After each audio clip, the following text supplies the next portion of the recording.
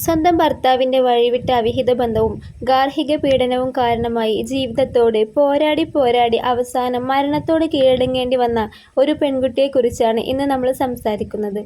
വളാഞ്ചേരി സ്വദേശി റംഷീന എന്ന് പറയുന്ന പെൺകുട്ടി 2011 റംഷീന അഫ്സൽ എന്ന യുവാവുമായി വിവാഹം ചെയ്തത്. അഫ്സൽ ഒരു സ്കൂൾ മാഷാണ്. റംഷീന ആ സമയത്ത് TTC ഒക്കെ കഴിഞ്ഞ് നിൽക്കുന്ന ഒരു പെൺകുട്ടിയായിരുന്നു.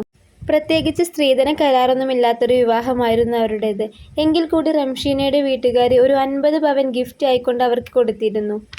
കല്യാണമൊക്കെ കഴിഞ്ഞ് കുറച്ച് കഴിഞ്ഞപ്പോൾ കിട്ടിയ ഗിഫ്റ്റ് കുറഞ്ഞു പോയെന്നും പറഞ്ഞ് അഫ്സലിൻ്റെ വീട്ടുകാർ റംഷീനയെ നിരന്തരമായി പീഡിപ്പിക്കാൻ തുടങ്ങി. ഇനിയും പണം ഞങ്ങൾക്ക് ആവശ്യമാണ്, അത് നിൻ്റെ വീട്ടുകാർ തരണമെന്നായിരുന്നു അഫ്സലിൻ്റെ വീട്ടുകാരുടെ ആവശ്യം. അതിൻ്റെ പേരും പറഞ്ഞ് നിരന്തരമായി അവളെ ദ്രോഹിക്കാൻ തുടങ്ങി. അങ്ങനെ വന്ന് സ്വന്തം വീട്ടിൽ പോലും റംഷീനയെ വിടാതായി.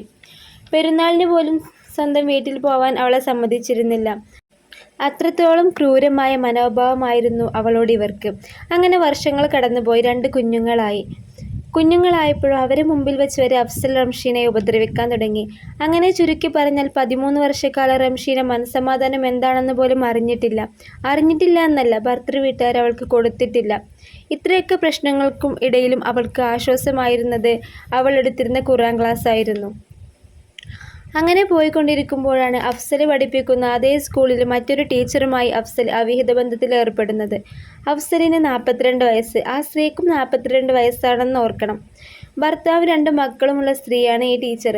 അങ്ങനെ ആ ബന്ധം വളർന്നു. ഇവർ ഇടയ്ക്കിടെ ക്ലാസ്സൊക്കെ കട്ട് ചെയ്ത് ടൂർ പോകുന്നതൊക്കെ റംഷീന അറിഞ്ഞിരുന്നു. അവരുടെ മൂത്ത കുട്ടി തന്നെയാണ് ഇവളോട് ഈ കാര്യങ്ങളൊക്കെ പറഞ്ഞിരുന്നത്. അവനും ആ സ്കൂളിലാണ് പഠിക്കുന്നത്. ഇതൊക്കെ ചോദ്യം ചെയ്യുമ്പോൾ അഫ്സൽ ഖുർആൻ എടുത്ത് സത്യം ചെയ്യുമായിരുന്നു. ദീനിയായൊരു പെൺകുട്ടി ആയതുകൊണ്ട് തന്നെ അഫ്സൽ സത്യം ചെയ്താൽ പിന്നെ അവൾ അത് വിശ്വസിച്ചിരുന്നു. മുസ്ലിമായ ഒരാൾ ഒരിക്കലും ഖുർആൻ വിളിച്ച് കള്ളസത്യം ചെയ്യില്ലല്ലോ. ആ വിശ്വാസം അഫ്സൽ മുതലെടുക്കുകയായിരുന്നെന്ന് തന്നെ പറയാം. റംഷീന മരിക്കുന്നതിന് പിറ്റേ ദിവസം സ്കൂളിൽ ടൂറായിരുന്നു. അവരുടെ മക്കളും ആ സ്കൂളിൽ തന്നെ ആയതുകൊണ്ട് അവർക്കും ഉണ്ടാവുമല്ലോ ഈ ടൂർ. അതിന് വേണ്ട ഒരുക്കങ്ങളൊക്കെ നടക്കുമ്പോൾ, ഡ്രസ്സുകളൊക്കെ പാക്ക് ചെയ്ത് വെക്കുമ്പോൾ ആ സമയത്ത് റംഷീനയുടെ ഫോൺ അഫ്സൽ ആവശ്യപ്പെടുകയാണ്.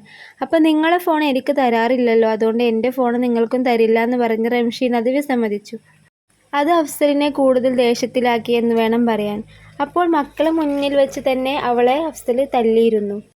ആ സമയം റംഷീന കരഞ്ഞുകൊണ്ട് മുകളിലെ റൂമിലേക്ക് ഓടിപ്പോയി. അവിടെ ഒരു റൂമായിരുന്നു ഉണ്ടായിരുന്നത്. അവിടെ ആരും കിടക്കാറൊന്നുമില്ല. ഡ്രസ്സുകളൊക്കെ ഇസ്തിരി ഒക്കെ ഇടുന്ന റൂമായിരുന്നു. അഫ്സലും അവളുടെ പിന്നാലെ പോയി. മക്കൾ റൂമിൽ വന്ന് കിടന്നുറങ്ങി. മുകളിലെ റൂമിൽ നിന്നും ഒരുപാട് ഒച്ചയും ബഹളവും ഒക്കെ മക്കൾ കേട്ടിരുന്നു. കുറച്ച് കഴിഞ്ഞ് അഫ്സൽ താഴേക്ക് വന്ന് മക്കളെ കൂടെ കിടന്നുറങ്ങി. റംഷീന വന്നില്ല. അങ്ങനെ പിറ്റേന്ന് 5 മണിക്കാണ് ടൂർ. 5 മണിക്ക് എണീറ്റ് കുട്ടികൾ ഉമ്മാനെ തിരക്കി. അപ്പോൾ അഫ്സൽ പറഞ്ഞു, ഉമ്മ മുകളിൽ ഉറങ്ങാണ്, നമുക്ക് ടൂർ പോവാമെന്ന് പറഞ്ഞു. അപ്പോൾ പിന്നെ ഉമ്മാനെ തിരക്കി മുകളിലേക്ക് മക്കൾ പോവാൻ നോക്കിയപ്പോൾ അഫ്സലിൻ്റെ ഉമ്മയാണ് ഇവരെ തടഞ്ഞത്. ഞാൻ ചായയൊക്കെ ഉണ്ടാക്കി തരാം, ഉമ്മ ഉറങ്ങിക്കോട്ടെ, വന്നിട്ട് കാണാമെന്നും പറഞ്ഞു. അങ്ങനെ ഉമ്മാനെ കാണാത്ത സങ്കടത്തിൽ മക്കൾ ടൂർ പോയി.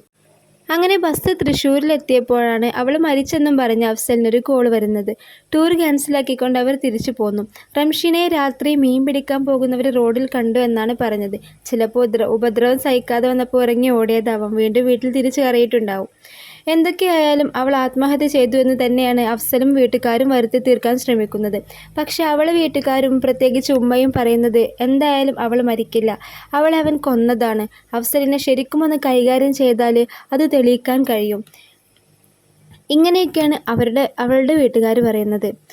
അവളുടെ ഉമ്മ പറയുന്നു, ഒരു പട്ടിയെ തല്ലിക്കൊന്നാൽ പോലും മൃഗവകുപ്പിൻ്റെ ആൾക്കാർ വന്ന് അതിന് കേസെടുക്കും, പക്ഷേ ആ ഒരു വില പോലും ഇതിലില്ലേ? ഇതൊക്കെയാണ് അവളുടെ ഉമ്മ ചോദിക്കുന്നത്. ഈ മരണത്തിൽ അഫ്സലിൻ്റെ കാമുകിക്കും വലിയ പങ്കുണ്ടെന്നാണ് അവർ പറയുന്നത്. ഇതൊക്കെ അവസാനിപ്പിക്കാൻ വേണ്ടി പറഞ്ഞ് അവൾ ആ കാമുകിക്ക് ഫോൺ ചെയ്തിരുന്നു. അപ്പോൾ അവളൊട്ടും കേൾക്കാൻ ആഗ്രഹിക്കാത്ത വാക്കുകളാണ് അവളിൽ നിന്നും കേട്ടത്. ഭർത്താവും +1ഉം +2ഉം പഠിക്കുന്ന 2 മക്കളും ഉള്ള ആളാണ് ഈ കാമുകി എന്നും കൂടി നമ്മൾ ഓർക്കണം. വേറെയും കുറേ ഫോണിലൂടെയും അല്ലാതെയും ഒക്കെ റംഷീനയെ ഇവൾ ഭീഷണിപ്പെടുത്തിയിട്ടുണ്ട്. വല്ലാത്തൊരു കാമുകി തന്നെയാണല്ലേ. ഇങ്ങനെയുള്ള ടീച്ചർമാരും മാഷന്മാരൊക്കെയാണ് നമ്മളെ സ്കൂളുകളിലെങ്കിൽ നമ്മളെ കുട്ടികളുടെയൊക്കെ അവസ്ഥ എന്താണ്? അവരൊക്കെ വലുതാകുന്നത് ഇതും കണ്ടിട്ടല്ലേ. എന്തൊക്കെയായാലും ആ ഉമ്മാക്ക് മകളെ നഷ്ടപ്പെട്ടു. ഇനി ഇതാർക്കും വരരുതെന്ന് എല്ലാവരും പറയും. പക്ഷെ നാളെയും കേൾക്കാനുള്ളത് ഇത് തന്നെ. റംഷീനക്ക് നീതി കിട്ടട്ടെ എന്നും കൂടി ഞാൻ ആഗ്രഹിക്കുന്നു.